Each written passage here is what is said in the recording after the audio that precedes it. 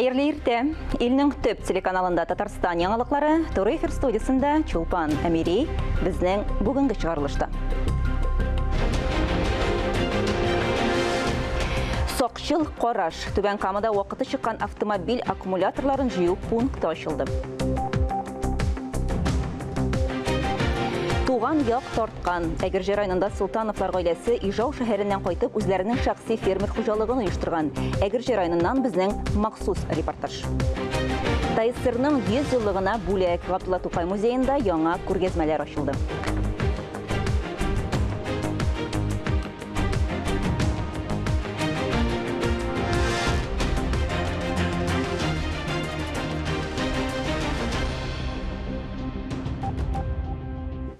Социаль түләүләр, пенсия түләүләренә гариза бирү мәгълүматларын яки тиешле белешмәне хәзер өйдән торып та алырга мөмкин. Пенсия фондының Татарстан бүлеге волонтерлары бүгеннән башлап һәм атна дәвамында өлкән яшьтәге гражданнарга электрон сервисларны үзләштерергә ярдәм итәчәк. Беренче чиратта дәүләт хезмәтләренең бердәм порталында эшләргә өйрәтәчәкләр, моннан тыш шәхси хисап счетын ачырга эшләү, пенсия яшенә җитеп килүчеләргә мәгълүматларны җыярга да булышачаклар. Яшь ата-аналарга ана капиталын куллану мөмкинлеге дә булачак. Игелекле Казан Бөтен Россия хәйрия форумы киләсе елга күчерелде. Форум 27-28 ноябрь көннәрендә узарга тиеш иде. Мондый карар эпидемиологик вазгыятькә бәйле рәвештә кабул ителде. Форум ел саен Татарстан башкаласында республика һәм илнең социаль тирәнлеген яхшырту һәм тәҗрибә уртаклашу өчен йөзләгән хәйрия проектлар җитәкчеләрен җыя. Быел әлеге чара хәйриячелекне үстерү өчен импульс буларак пандемия исеме астында узарга тиеш иде. Ел сайын республикада 9000 тонна эшкәртелгән автомобиль аккумуляторлар җыела. Түбән Камада яраксыз батарейкаларны җыю буенча беренче экосфера дигән кабул итү пункты ачылды.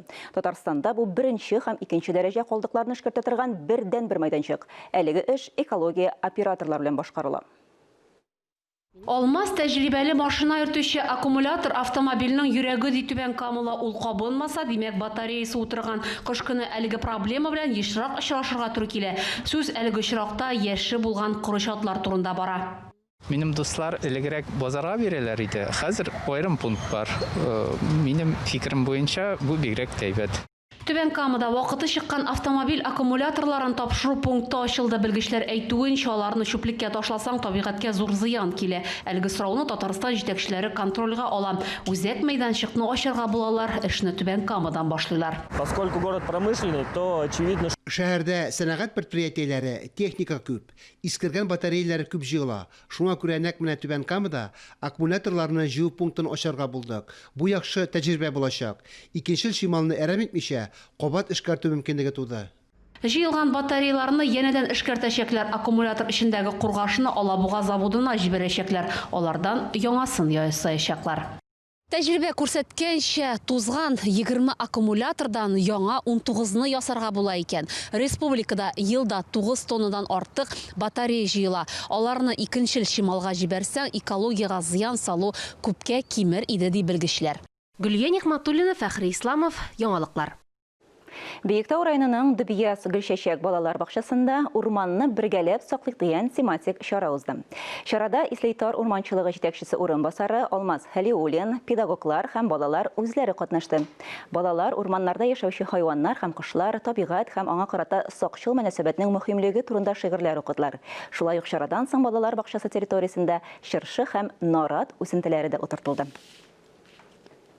Соңгы елларда Саба районындагы Сабинка елгасы яр буйлары танымаслыклы үзгәрде. Ямле яр буенда спорт ярышлары, бәйрәм чаралары да үткәрелә. Саба мелиораторлары биредә әле дә эшне туктатмый. Аларның күркәм эшләре турында киләсе репортажда. Сабинка елгасы соңгы елларда зур үзгәрешләр кичерә. Кайчандыр биредә ташландык елга буе шүплек кыясы булган дип әйтеп тә булмый. Төрле корылмалар, цикләндерелгән матур шишмәләр, үзенчәлекле басмаларга карап күңел сөенә. Сабинка елгасы аша салынган зур күпернең икенче ягында да быел җәй эш башланып китте. Монда безнең эшләй ике Hyundai грузовой, каток һәм телескопический погрузчик John Deere. Сабинка елгасының әлеге өлеше искиткеч зур катлаулы төзелеш участогы. Монда кайда нәрсә булачагын әлегә ачык кына күз алдына да китерү кыен. Ләкин бер нәрсәне ышандырып әйтергә мөмкин. Биредә уңайлы һәм матур булачак. 20 ел белән чагыштырган вакытта безнең әгәр дә менә больница янындагы парк, менә аны килеп карасаң, ул вакыттагы кеше танымый торган кире борылып китә торган була. Бана нинди анда бүген роликта йөрергә, чаңгыда йөрергә нинди трассалар ясалды. Бу эш безнең июнь аенда башланган инде. Объект зур гына объект 47 миллион сумга инде. Монда безнең бүгенге көндә эшли экскаватор, 2 бульдозер, КАМАЗ машинасы, эшчеләр бар яңадан, өстәмә бетончиклар. Алар плотинада бетон салалар, балшык салалар инде. Мелиораторлар экология өчен гаять мөһим роль уйнаучы тармак эшчеләре. Елгаларны турайталар, күлләрне чистарталар, плотиналарны тиешле тәртиптә тоталар, яңаларын ясыйлар. Пляж мәйданы булачак урыннан еракта түгел плотина ясалачак, су кыйнырга мөмкин булачак. Яңадан монда 5-6 экскаватор эшләгән көннәр булды. Акташ җәмгыятеннән дорожниклардан экскаваторлар алып, шушындай өстәмә кич белән эшләдек. ПМК мелиорация җәмгыяте эшләгән эшләр һәркемнең күз алдында. Урамнарны матурлау, шишмәләр цикләндерү, юлларны карау, сулыкларны тәртиптә тоту барысы да алар кеше белән башкарыла. Сабинка елгасында эшләнә торган плотина һәм пляж да халык өчен булачак. Авылның язмышы анда яшәүче кешеләргә барып тоташа. Уйлый калсаң, чыннан да шулай. Киләсе видеозмабыз шәһәрдән авылга күченеп кайткан тырыш, эшчән Фирая һәм Альфред Султановлар гаиләсе турында.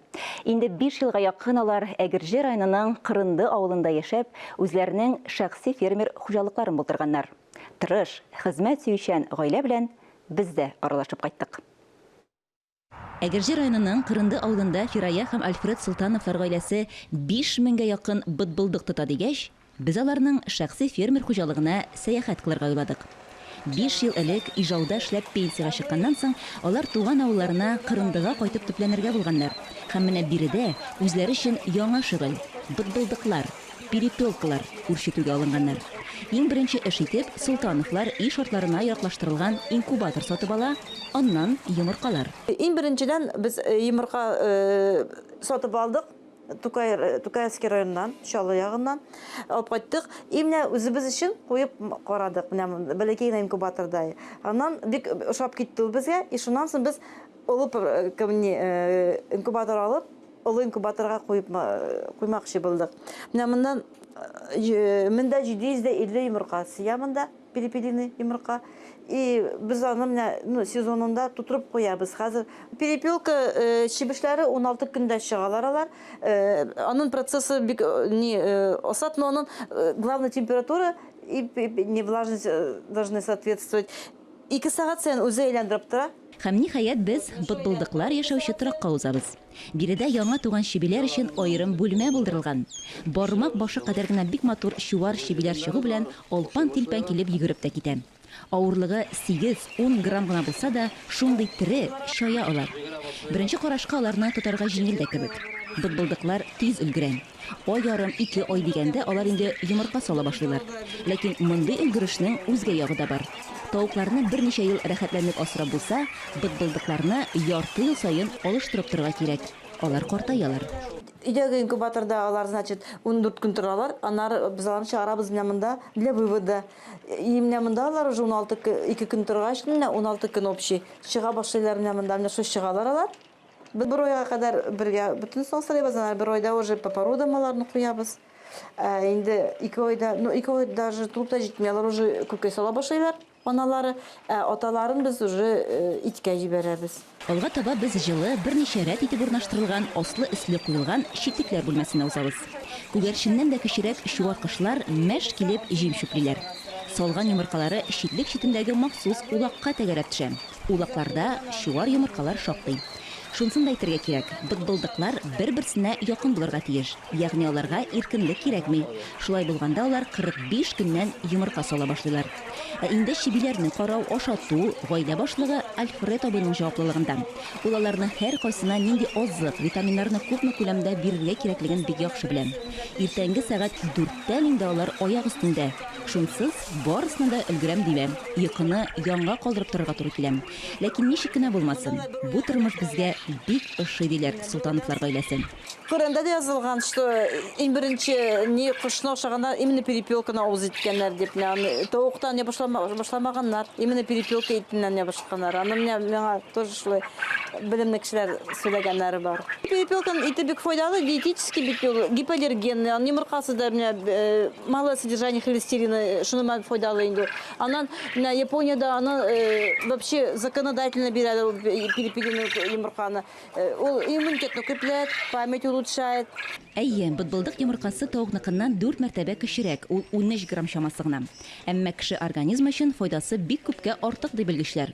Тарихка бераз күз салсак, Хиросима һәм Нагасакидагы атом фаҗигасеннән соң япон белгечләре радионуклидларны зарарсызландырырга сәләтле продуктлар эзләгәннәр һәм бу файдалы үзлекләрне бытбылдык йомыркаларында тапканнар.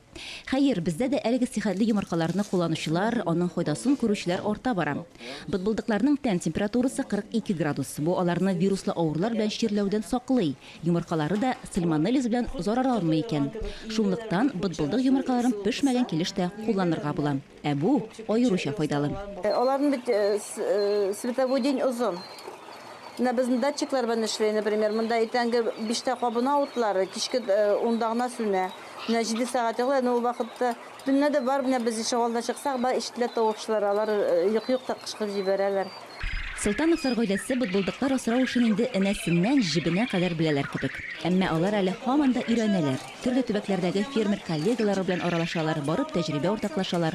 Алар бу эшне яратып, бөтен күңелләрен биреп эшлиләр. Кышлардан тыш алар әле күркә, индаут кебәпкәләре, фазан, бройлер чибләрдә асрыйлар. Гомумән, Фираепов белән Альфред абыйның пар килгән бәхетле гаилә булуы күренеп тора.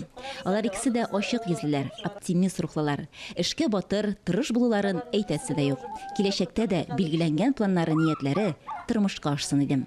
Шулпан Әмири, Тахир Хасанов, Татарстан яңалыклары, Әгерҗе районы. Эфирда Татарстан яңалыклары, без туры эфирда эшлибез, чираттагы хәбәрләргә күчәбез. Бу көннәрдә Кәрим Тинчурин исемендәге Татар дәүләт драма һәм комедия театры үзенең 87 яшен билгеләп үтте. Әлеге чарада театр артистлары тамашачыларны үткәне һәм бүгенгесе белән таныштырды. Легендар Сүнгән йолдызлар спектакльдә күрсәтелде. Чарадан хәбәрчебез репортажы. Театр үзенең туган көнен үткән юлның данлы театр дип исемләнгән чара белән башлады. Бүген репертуарында 36 спектакль бар, шуның 6-сы балалар өчен. Без инде үзебез артистлар белән җыйналып, менә 1933 елның 6 ноябрендә ничек йөргәннәр, ат арбаларында шулай итеп утырып, ат арбаларына шулай итеп киенеп, шул вакыттагы шикелле иттереп, Шәле авылына бардык. Анда без беренче спектакль булган. Шәле авылында ничек итеп шул вакытта каршы алган булсалар, кыймак пешереп һәм тары буткасы пешереп каршы алдылар безне. Артистларыбызны котлап алдык. 87 яшь, ул кеше өчен генә күп гомер. Театр өчен әле ул бик аз гомер. Аның юлы озын булсын иде. Беренче көннәреннән үк тамашачыларны афиша төрлелеге белән шатландыра. 88 елларда ул вакытта Камал театры бу бинадан чыгып китеп, әле Тинчурин театрына кермәгән вакыты, кереп өлгермәгән вакыты. Ул вакытта без шушында Боздаенда бер бүлмәдә актерлык сәнгате дәресләрендә үткәрә идек. Шуннан соң бит инде сәхнәгә төшеп, үзебезнең теге монологларны, шигырьләрне кабатлый торган идек. Менә кем уйлаган бит шул вакытта шушы сәхнәдә шулай итеп басып торган моментлар һәм шушы театрда мин эшләп китермен дип. Шарланган уйнау осталыгы, драматургия һәм бүгенге чын барлыкны яхшы белү, булар барысы да Тинчурин театры спектакльләренең үзгә яклары.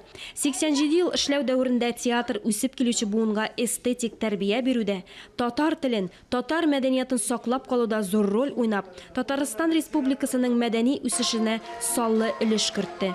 Алия Галиуллина, Ирек Хамидуллин, Татарстан яңалыклары. Шулай ук 3 көн дәвамында Камал театрында да драматург, дебютант Артур Шайдуллинның «Сагыныр сызма» пьесасы буенча куелган спектакльнең премьерасы булды. Заманча гыйбрәтле хикәя дип аталган әлеге спектакльне карагач, тамашачы кемне сагынырга тиеш? Драматургның әлеге соравына җавапны хәбәрчебез Мөршидә Җиһанда белеп кайтты. Мәгълүм булганча, театр көнендә Зәкәрия Нариман псевдонимлы Артур Шайдулла «Сагыныр сызма» пьесасы өчен гран-при алган иде. Игълан ителүгә 1 елда үтмәде, 3 көн аншлаг белән Камал театрында премьера узды. Бу әсәрдә кечкенә генә модель дип әйтер идем, безнең җәмгыятьнең, кешелекнең моделе. Без менә кайгыда да, шатлыкта да ни өчендер шундый ситуацияларда гына без берләшәбез, бер-беребезне аңлый башлыйбыз. Бер-беребезнең гаепләрен таный башлыйбыз, бер-беребезгә әйтелмәгән сүзләрен әйтә башлыйбыз. Шуңа күрә аның исеме дә минемчә бик туры килә. Сагынырсызмы, сорау. Чөнки минемчә театр күбрәк сорау кузгатырга тиеш күңелдә. Бәлки җавап та түгел. Менә нәкъ сорау тудырса тамашачыда, менә шул чакта без үзебезнең максатка ирештек дип уйлыйм. Сагынырсызмы спектаклен театрга барып карарга кирәк. Бары тик тамаша залында сихри бер үзгә халәттә генә асылына төшенәсең. Ул сиңа тәэсир итә, күңел дөньяңны пыран-заран китереп ташлый. Моннан кашып кытылып булмый. Мондагы бүтән булган юлларда шушы автовокзалга әйләнеп кайта. Бу спектакльдән соң мине фантастик драматург диярләр дип искәрткән бер әңгәмәсендә Артур Шәйдуллин. Әмма спектакльне караган тамашачыларның социаль челтәрләрендәге бәяләмәләрендә дә тәнкыйтьчеләр дә гыйбрәтле хикәяне чынбарлык итеп кабул итә. Айсылу Хафизова мәсәлән хәрәкәткә караганда сүзнең өстенлек итүенә игътибар иткән. Ләкин режиссер Фәрит Бикчәнтәевнең осталыгы кайбер җыртык-пыртыкларны ямаган дип яза. Спектакльнең күңелне үтәли тишүе бәхәссез ди. Бу аеруча мәңгелеккә китү билетын өләшкәндә спектакльнең төп герое Фуат Идрисовичның күзләреннән ихтиярсыз яшь аккан эпизодта сизелә. Пьеса чынлап та ылларга да, яшьләргә дә, бигрәк тә яшьләргә кызык булыр, чөнки тормышның мәгънәсе нәрсәдә дигән сорауга күбрәк минем уйлавымча яшь кешеләр уйлана. Сәхнәдә 90-нчы еллар шаукымын хәтерләткән иске вокзал. Вакыйга һәм ыгы-зыгы шушы вокзал эчендә кайный. Бер ара Агата Кристиның утрауда калып бакыйлыкка күчәргә хөкем ителгән геройлары белән охшашлык та сизелеп ала. Ләкин менталитет башка. Монда лимонлы бөтнекле чәй бар, әни кадерен белмәгән депутат, кеше үтергән әмма гаебен танырга теләмәгән җинаятьче, динен саткан Григорий, исән чакта мәхәббәтен аңлатып өлгермәгән Наил һәм дә башка гөнаһлы җаннар. Бу пьесаны укыгач та күп каршылыклар тутылырды минем күңелдә әлеге әсәр, ләкин менә инде эшләү дәверендә без янәдән драматург белән киңәшләшеп барыбыз да, кайбер сәхнәләрне яңадан язып, детальләрне үзгәртеп, тамашачыга тулы әсәрне тәкъдим итәбез. Депутат белән Әминә мөнәсәбәте бераз әкияттәгечә килеп чыкты, ләкин әкияткә ышанып үскән буын тамашачы анысын да кабул итте. Депутат ролендә Фәнис Җиһанша. Артур Шәйдуллин пьесага распределение, ягъни рольләрне бүлеп чыкканнан соң язып җибәрде. Мин нәкъ сине күздә тотып язган идем. Туры килүен кара әле, тагы кемнәр уйный, кемнәрне диде. Мин аңа кемнәрнең кайсы рольләрен уйнавын әйтүгә, ул Миләүшә Шәйхетдинованың да туры килүен әйтте. Аның уенча без 60% менә авторның шушы уйлаган фикерләренә тәңгәл килеп сайланганбыз булып чыкты. Театр һәр елның 7 ноябрендә Марсель Сәлимҗанов истәлегенә тамашачыга премьера тәкъдим итә. Сагынырсызмы спектакле димәк, Марсель абый рухына да бер дога. Мөршидә Җиһан, Дамир Мөхәммәтханов, Татарстан яңалыклары. Бу көннәрдә башкалабызның Габдулла Тукай әдәби музейында бер юлы 2 күргәзмә ачылды. Рәссам Байназар Әлминовның бала чактан таныш образлар һәм күңелем Тукай белән сөйләшә дип исемләнгән күргәзмәләр бирегә килүчеләрне бала чак елларына кайтарды. Күргәзмә ачылышында без дә булып кайттык. Байназар Әлминов 20-нчы гасырның дистә еллары дәвамында республиканың китап бизәлеш өлкәсендә эшләүче танылган рәссамнарның берсе. Татар әдәбияты бигрәк тә Габдулла Тукай әсәрләре белән танышу әле дә күп кенә татарстанлылар өчен Байназар Әлминов бизәгән китаплардан башлана. Габдулла Тукай әсәрләренә ясалган иллюстрациялар аның визит карточкасына үрелә. Рәссам бу юнәлештә 1936 елдан иҗат итә башлый һәм бу иҗатның иң югары ноктасы булып 1966 һәм 68 елларда Тукайның Шүрәле һәм Су анасы әкият поэмаларын бастыру санала. Узган ел Байназар Әлмәновның туына 110 ел тулды. Һәм менә без инде быел үзебезнең тамашачыларыбызга, үзебез бала чактан, хәтта үзебезгә түгел, әтиләребез, әниләребез карап, укып үскән китаплардагы рәсемнәрне, шүрәлләрне, суганаларын тәкъдим итәргә булдык. Чөнки Байназар Әлмәновның эшләре ул инде менә 20нче гасырның уртасыннан бирле безнең татар укучысын үзенең рәсемнәре белән озата килә. Байназар Әлминовның иң яхшы әсәрләренә тәэсирлелек хас. Татар язучыларының әсәрләренә багышлап ясалган рәсемнәре тормышчанлыгы һәм тирәнлеге белән аерылып тора. Күргәзмәдә рәссамның 40тан артык рәсеме тәкъдим ителә. Алар арасында 1941-42 елларда Идегәй татар халык эпосы буенча иҗат ителгән иллюстрациялар сериясе дә әһәмиятле урын алып тора. Беренчедән ул табигатьне кычагын, табигатьне, пейзажны төрле халәттә күрсәтә. Ул таң атканны да без монда тыйымлыйбыз. Иртән кышлар сайравын, җылы кояш нурларын тыйымлыйбыз. Шул кадәр ул аны динамика белән бирә, хәрәкәт белән бирә. Аның гомумән Байназар Әлминовның картиналарында статика күрмисең. Анда ниндидер ички халәттә потенциал хәрәкәт бар, ынтылыш бар әсәрләрендә. Күргәзмәдә Байназар Әлминовның аныгы Тимур Кәримов та бар иде. Ул үз истәлекләре белән уртаклашты. Так уж получилось, что я родился в тот момент, когда уже моего дедушки не стало, но вот хочется сказать, что... Мин бабам вафат булгач кына туганмын. Мәктәптә укыган чактан бирле башкаларга бабайның фотосурәтен күрсәткәч, дусларым, хезмәттәшләрем теләктәшлек белдерә. Мин Татарстан сәнгате, бабай иҗаты белән горурланам, чөнки аның иҗаты халык юлында яши. Шулай ук янәшәдәге залда күңелем Тукай белән сөйләшә дип исемләнгән күргәзмәдә урын алган. Биредә Байназар Әлминов исемен йөртүче 3нче балалар сәнгать мәктәбе укучыларының Габдулла Тукай әкиятләре буенча иҗат ителгән эшләре тәкъдим ителә. Билгеле, Тукайның поэтик әкият дөньясы күңелнең иң нечкә кылларын тибрәтә. Шагыйрьнең үлемсез әсәрләрен укыган балалар күңелләрендә дә шүрәле белән су анасын үзләренә генә хас кабатланмас образлар итеп кабул итә.